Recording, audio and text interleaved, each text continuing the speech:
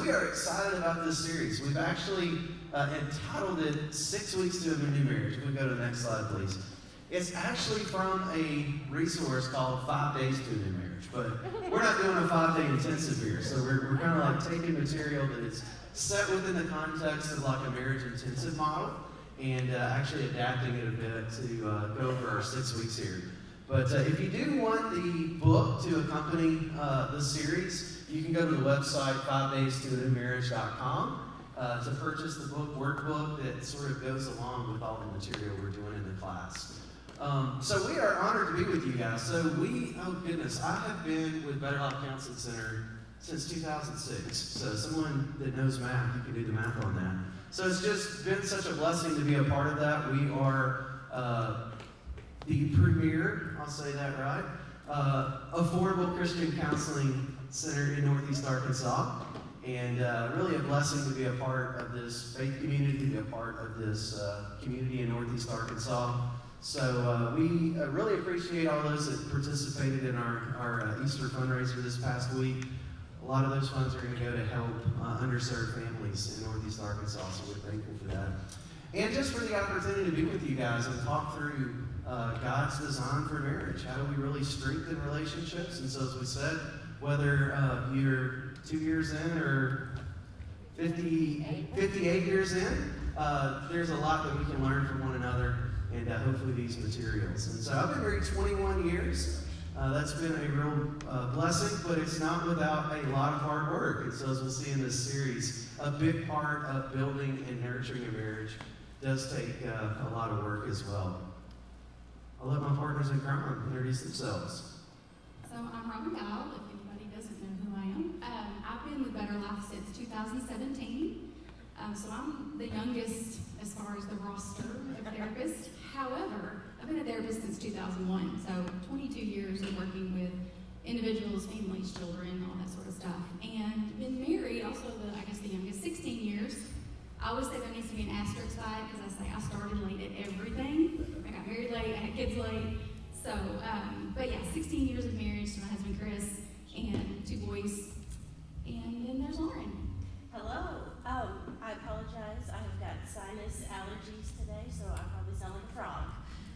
But my name is Lauren Orbison. I have been with Better Life Counseling since 2009. Also cannot do the math, but pretty close to Jeff. And I have also been married 21 years to Silas, and we've got 3 boys. So we are in the fun stage of parenting teenagers and tweens and a baby elementary child. So we gotta run the gamut, but we're busy and happy and fun and going.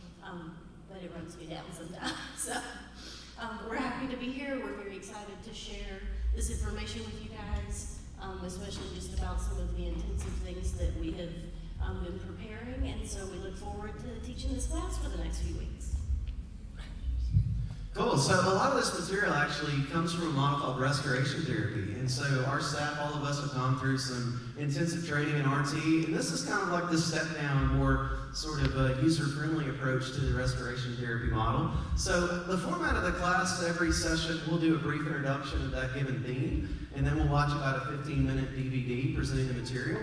And then create a little space for you guys at your tables to just process what we watched together. This is really low-key, so we don't expect anyone to share anything they're not comfortable with. And of course, anytime we do these kinds of things, just respect whatever shared at the table stays at the table. And of course, if you need additional help, that's part of why we're here. Southwest members all get 2 free sessions each year. Let's go to the next slide. So the theme tonight is the story of us. So Dr. Terry Hargrave is going to talk about this idea of what is usness. So usness is like the third identity of marriage. So when we get married, right, you have an individual self that rocked along through life for however many years, for many people 18 or more before you entered holy matrimony, right? So a lot of our sense of self is this individual. And so there's this period where it's kind of like, how do we move from an individual self to a marital self, and then eventually like to a parental self? So what Terry really emphasizes here, that part of what we want to do in a God-honoring marriage is to incorporate this concept of usness that what we want when we think about marriage, let's think in terms of what is honoring usness. And he'll describe a little more about what usness actually is. And this is, of course, God's idea that part of our identity is in the context of our relationships, right? That's what connects us. God created us out of the unity between Father, Son, and Spirit, and it's out of that unity that he created us for connection. And then you'll learn a little more about lessons from parenthood and how that applies to those of us that may have kiddos. Okay, so some of the other concepts that Terry, the man who sort of created this particular theory, is going to talk about is the foundation for healthy marriages all lie in love and trust. And if you have those two elements, then your relationship's going to be healthier and hopefully more peaceful. But we tend to, when we have conflict, talk about all the other things. We talk about how we spend our money. We fight about how we use our time. We fight about who's controlling or who's distant, that sort of thing. It's really not about those things, although it seems that way. What it really is underlying is this idea of attachment, security, feelings of love and trust. So really the underlying questions are, can I trust you when we're arguing about something? Or can I count on you? Do I matter? Am I valued, loved, respected, and accepted? And do you need me? So when we feel some confusion about who I am to you, do you love me? Do you respect me? Or confusion about whether or not the relationship feels safe and secure and connected, that's where we end up with something called the pain cycle. That is sort of the foundation of a lot of what we're going to talk about as well. So let's look at what a pain cycle looks like real quickly. Can we go to the next slide, Michael? So this is just an example of Yolanda and Roberto and the pain cycle that they go through. So when Yolanda feels, for example, unloved or neglected, she has to cope with those emotions in some way, and usually we choose unhealthy ways. And so she may do things like criticize her spouse, blame, or become really aggressive. That is her part of the pain cycle. She feels some level of pain. She's going to cope with that pain. But also Roberto has a pain cycle as well. When she's criticizing and blaming and aggressive, he feels unimportant and like he can't measure up to her needs. And in response to that, he is going to then get angry, withdraw, or distance himself. Except what happens when Roberto gets angry, withdraws, and distanced? Yolanda says, well, see, he doesn't love me, I feel neglected. And we begin to really cycle through those things. So one person's pain cycle beginning to activate another. Terry, in the video, will explain this so much better than I have, but this is sort of the basic idea of what a pain cycle can look like, and we all have one. We came into marriage with one. Usually our pain cycle is not created in our relationship. We have it predating that relationship, but it shows up in our marriage cycles. We want to understand it so that we can move ourselves into a sense of peace, which is the next part. When we're in a peace cycle and we feel, for example, Yolanda, precious, loved, recognized, and heard, we get to act in ways that reflect that, which are nurturing, encouraging, and connecting. When she is that way, Roberto says, I'm important, I'm adequate, I measure up. And he can stay emotionally present and connected, which then creates the cycle of peace. So that now when we're talking about the dishes, or we're talking about how we spend our time, or who's doing more of what, if we're staying in our peace cycle, we end up solving those problems rather than just cycling through the hurt that only damages our relationship. Anything else about that, Jeff? Great job. So this is essentially the bulk of the material. Is in the next several weeks we're going to talk through what does your pain cycle and your peace cycle look like from an individual perspective, as well as within the context of your marriage. So tonight we're primarily focusing on just introducing this concept of usness, and in the coming sessions we'll be unpacking a little more of the pain and peace cycle. So let's jump into the video, and then after that we'll have some process questions.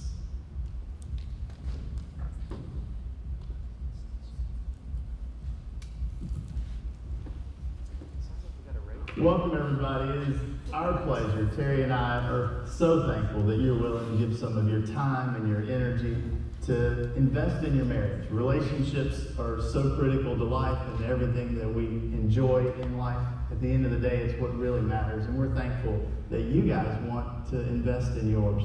And it gives us energy to be around people who are in that boat, who really want to see themselves improve, see their marriages and their relationships improve. It ultimately benefits our kids and in our communities as a whole, our churches.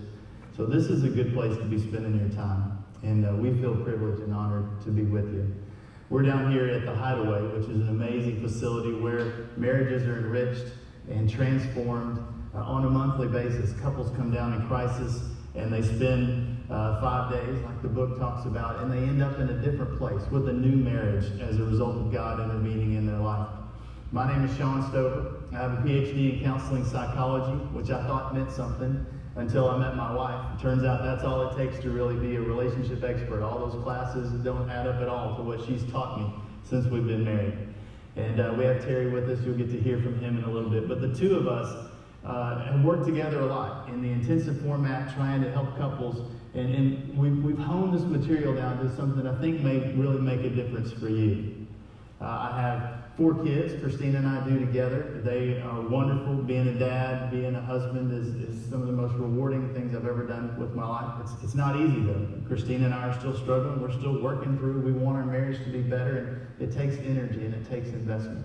I work in Rome, Georgia most of the time, which is way out over there in the south. Fantastic people. I work in the Windshape Foundation. We have a retreat center, foster homes, marriage ministries, different things that we do to try to help people ultimately build relationships and transform lives, which is what we're about here as well.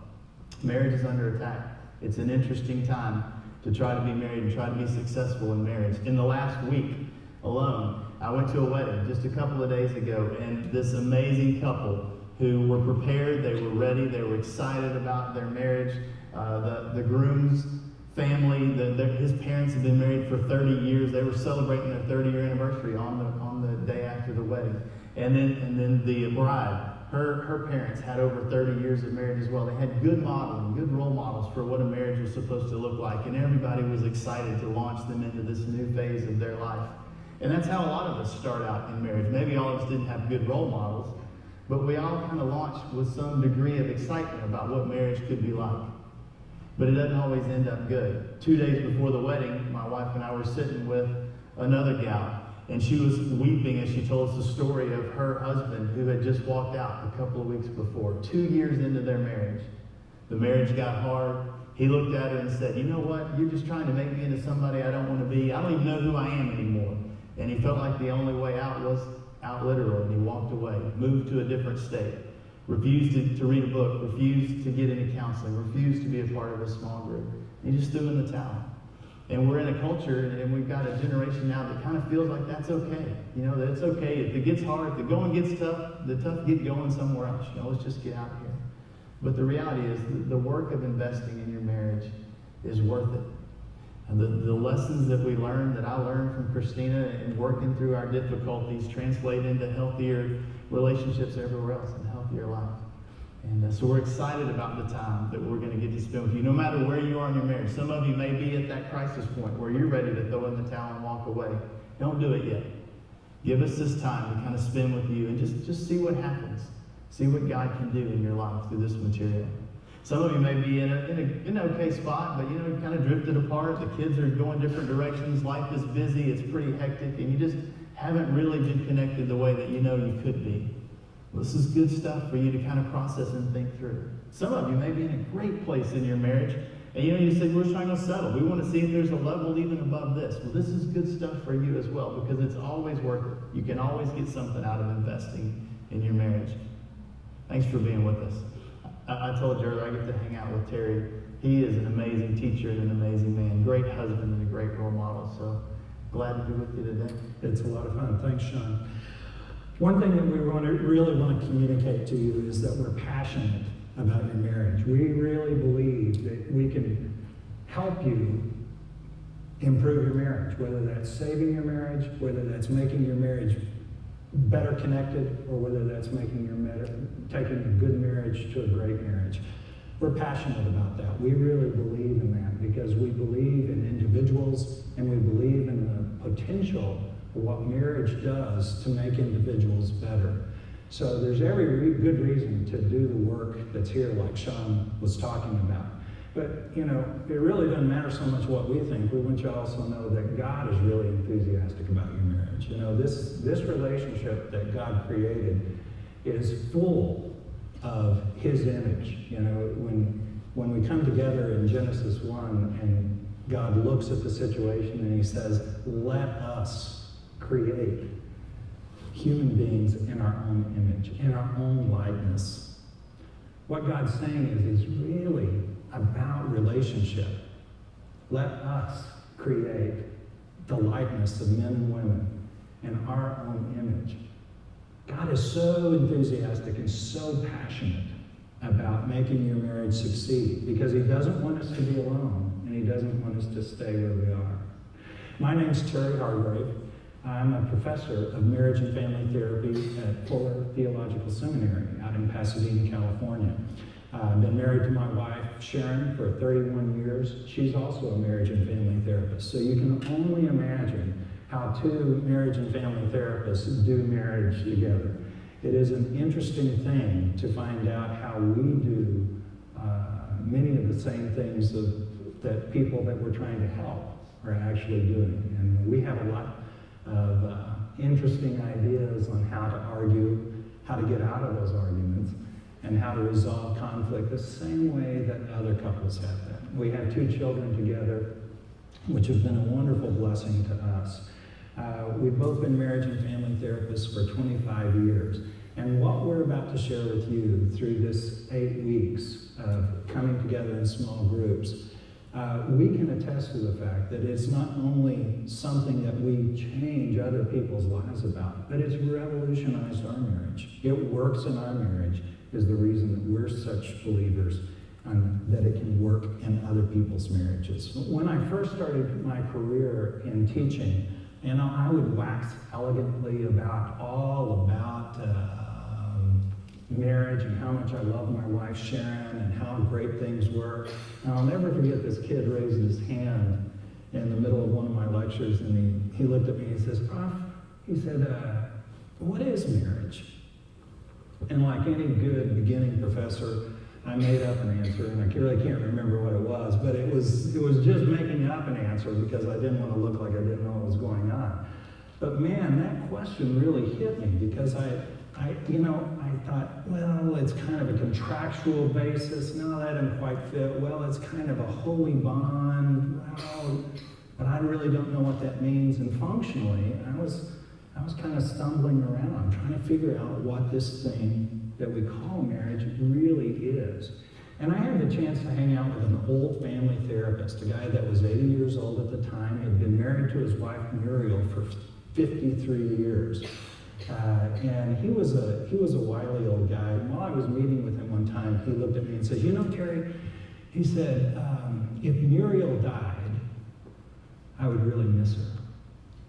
But what I would miss more than Muriel if she died is what we are together. And in that one moment of hearing him say of what we are together, it made me realize that is something about what marriage really is. It is not just 2 individuals going through life together. You know, some people will tell you that marriage is about, well, this individual is about fulfilling the happiness of the spouse. And so you have to be kind of give your life over to making the other spouse happy. Some people would say, no, it's really about maintaining your individuality and being all that you can be. And if there's some crossover in your marriage, well, that's a good thing. But what was really radical about what my friend was saying is that he's saying it's not just about 2 individuals. In other words, there's a Terry and there's a Sharon, and then there's this thing called what we are together. And what we've come to call this what we are together is really us. Now, the wonderful thing about usness is that it's something totally different, an addition to what we are individually. I always like to say this, you know, our usness has a personality of its own. I can tell when us is getting ready to have a fight, in other words. Us has a particular way of fighting. I can even tell you what us is going to say next in the fight.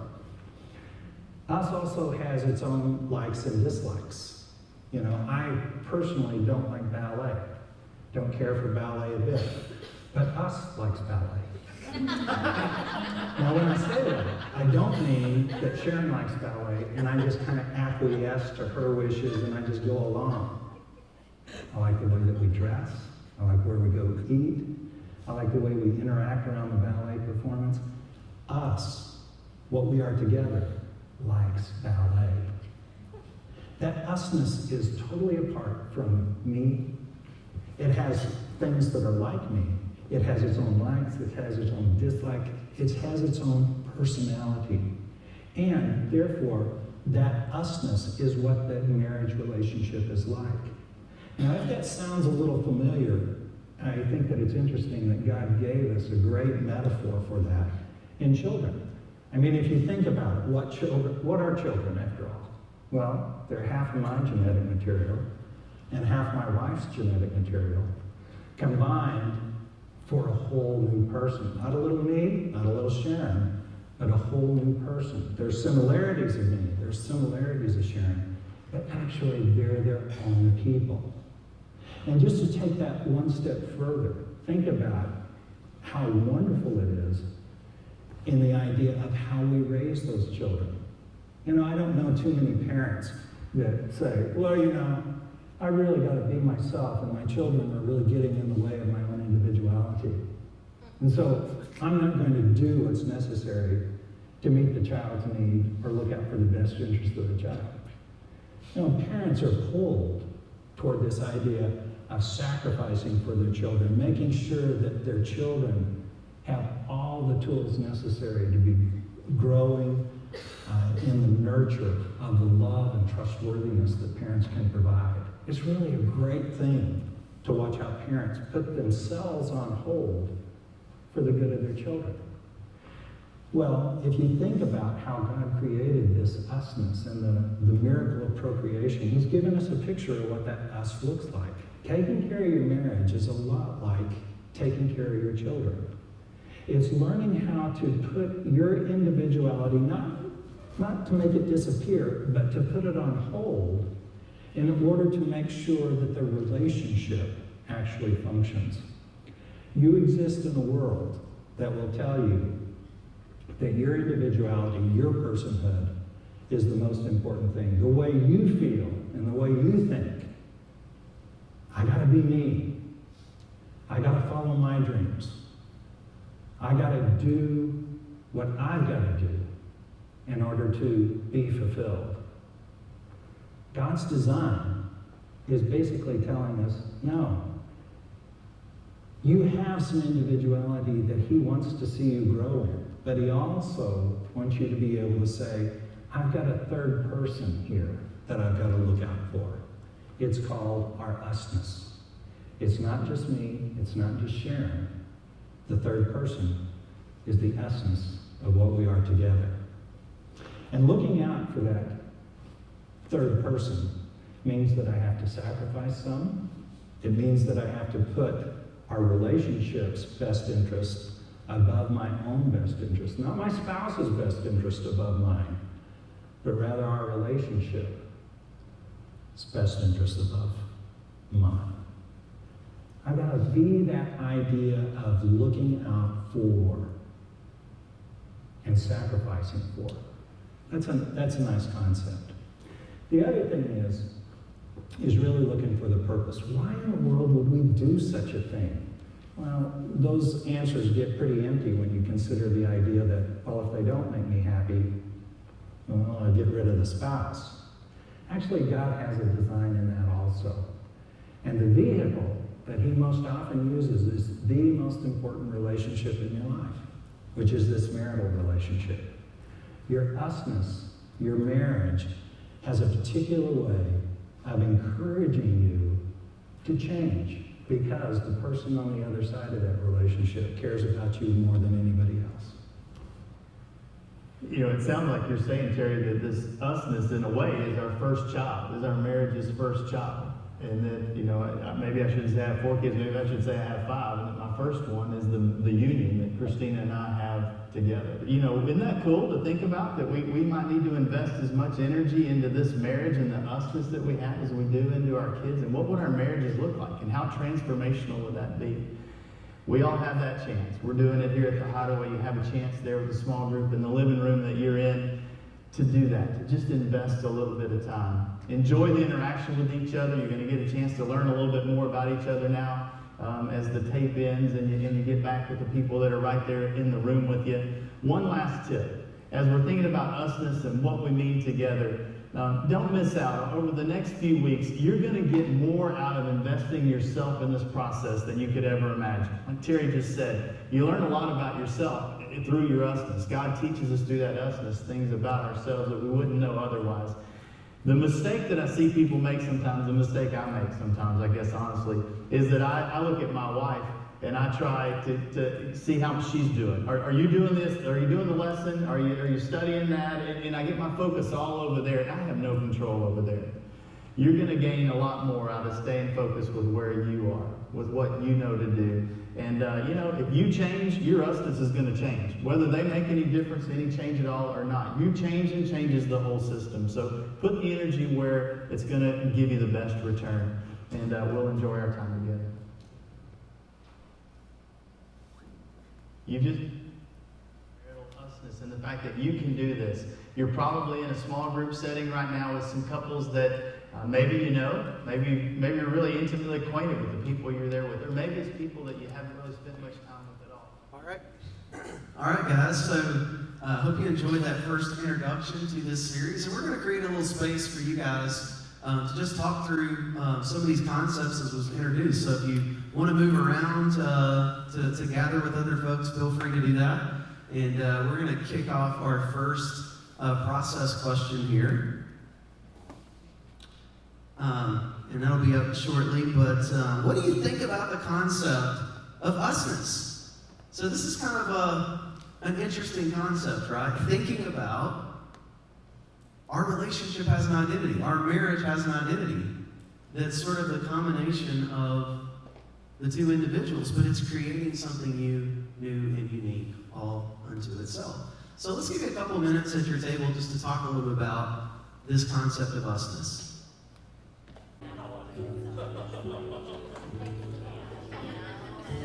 All right, guys. Anyone come up with anything profound at your table you would like to share about usness? What do y'all think about this concept? We were talking about, when we talk marriage stuff, we always use the word we-ness. Like we-ness. It's basically the same concept, right? Usness. And in some of the research, actually, neuroscientists said it takes about a decade of being in a relationship before our identity, before our concept of self actually integrates the fact that I'm part of a we or part of an us, right? Because think about it, we spent 20, 25 years, sometimes longer, viewing life through an individualized perspective. And now all of a sudden, it's not like I get married and I just magically flip a switch and then I'm always thinking through the lens of like usness. Okay? So this next question actually is not relatable to everyone if you don't have children. So let's check out the second one. But maybe just think about the concept. And what we were saying, but we'll kind of process that. But if marriage partners were to sacrifice as much for the well-being as usness as a parent sacrifices for the well-being of a child, in what ways do you think it would impact the quality of the relationship?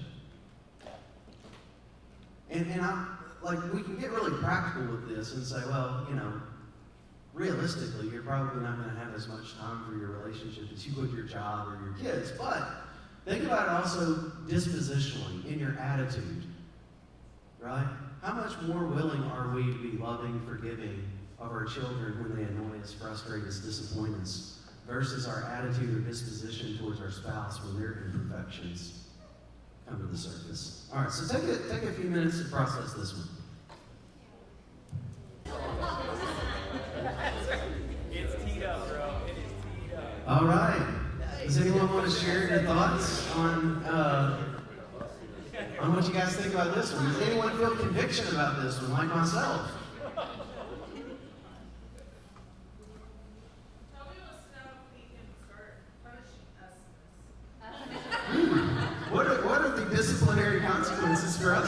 I asked her if she could spank me more. I like it. As long as there's mutual consent amongst us. Put a bullet point up there. This is good.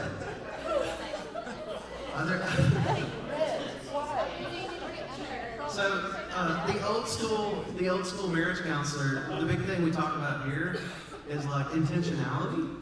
So okay, you may not have as much quantity time, but you need to allocate quality time in developing those rituals, right? So the daily 20-minute check-in. How was your day? How was my day? The weekly shared experience. You know, we walk around the block for an hour. And then the monthly date at a minimum. And then the yearly weekend away together. Now those things take time and money, but they're intentionally prioritizing what? Usness. And if you don't get it on the calendar and prioritize it, then what happens? It doesn't happen because there's always things that you will prioritize over that. So really, I think usness, if we're thinking of it in logical, practical terms, its prioritization is reflected by time and money, right? And are we allocating enough time and money to nurture the connection between us? Yeah. So our last one here for tonight, share. This is one, again, you can be self-disclosing or maybe just comment on something that you've seen in another person's marriage that you would like to emulate. But as you think about usness, have you had an experience of that yourself, or have you observed that in another person's marriage?